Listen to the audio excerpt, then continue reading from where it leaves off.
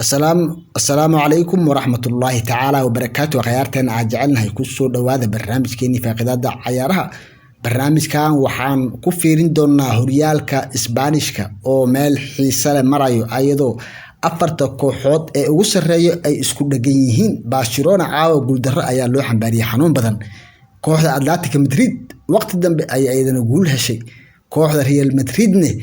guul ay ku rafaaday ay ka gaartay kooxda Atletico Bilbao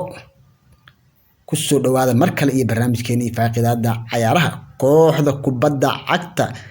Atletico Madrid iyo Real Madrid ayaa iskugu soo hadhay tartanka koobka horyaalka La Liga ee xilli ciyaareedka kadib guulo ay ka gaareen Osasuna iyo kooxda Atletico Bilbao laakiin Barcelona ayaa guul darro la kulantay si dhab ahna uga quusatay xilli ciyaareedkii labaad oo xidhiidh ah hanashada horyaalka La Liga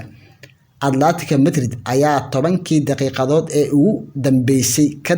badbaaday guul darro iyadoo ilaa laga soo gaaray daqiiqadii 28aad ay Osasuna ku hogaaminaysay 1-0 hase yeeshee difaaca reer Brazil ee Renan Lodi iyo Luis Suarez ayaa laba gool oo ay ka dhaliyeen waxay hogaanka ugu soo celiyeen kooxdooda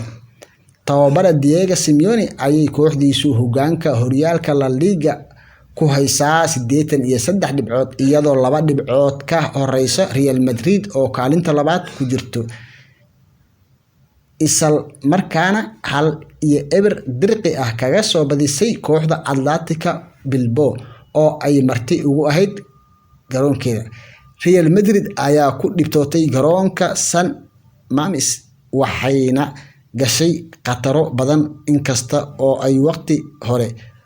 oo qaybta dambe ah heshay goolka guusha oo uu u dhaliyay difaaca reer Spain ee Nacho Fernandes Los Blancos oo niyad jabsan kadib markay qaybtii dambe ee ciyaarta ay niyadda gashatay in Atletico Madrid laga badiyay ayadan ay 1-0 leedahay hase yeeshee Atletico Madrid ayaa wacdara dhigtay 10 daqiiqo ciyaarta ugu dambeysay ayadoo goolkii lagu lahaa intay iska keentay gool kale u saarisay kooxdii ay u bixisay ee Osasuna horyaalka Spain oo hal kulan oo kaliya ka harsan yahay waxay qarka u saaran in ay ku guuleysato Atletico Madrid oo hadda la ciyaari doonto kooxda yar ee Real Valverde oo ay marti ugu noqon doonto waxaana kaliya ka xiga in ay hesho 3 dhibcood si ay u hanato horyaalka ugu horeeyay tan iyo sanadkii 2014 Real Madrid ayaa iyadana hadda la balansan kooxda Villarreal waxayna u baahan yihiin in ay 3 dhibcood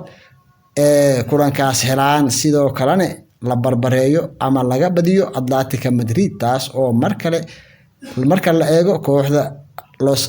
Blancos ay la ciyaari doonto koox macquul ahayn inkastoo Real Valverde ay iyaduna ka ordayso heerka labaad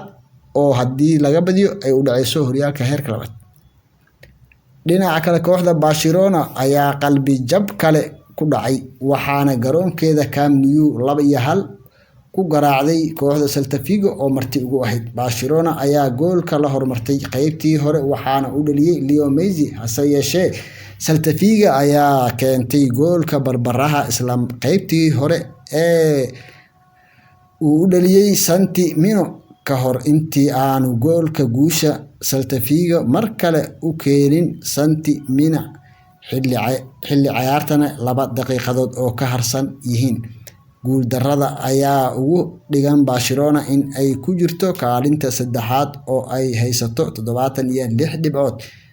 oo ay 5 dhibcood ka hooseyso Real Madrid oo kaalinta labaad fadhida iyo Atletico Madrid oo ay 7 dhibcood ka hooseyso sidaas darteed Barcelona hadii ay badiso xataa kulanka soo socdo horyaalka way macasalaameysay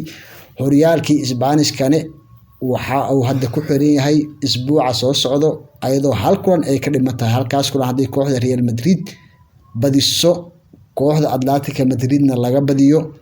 ama ay bareejo gasho waxa koobka ku guuleysanayo kooxda Real Madrid inkasta oo ay adag tahay in laga badiyo kooxda Atletico Madrid ama barbara lagu celiyo marka loo fiiriyo kooxda ay u bixayso ee ah Real Valverde. sidaas iyo nabadgelyo.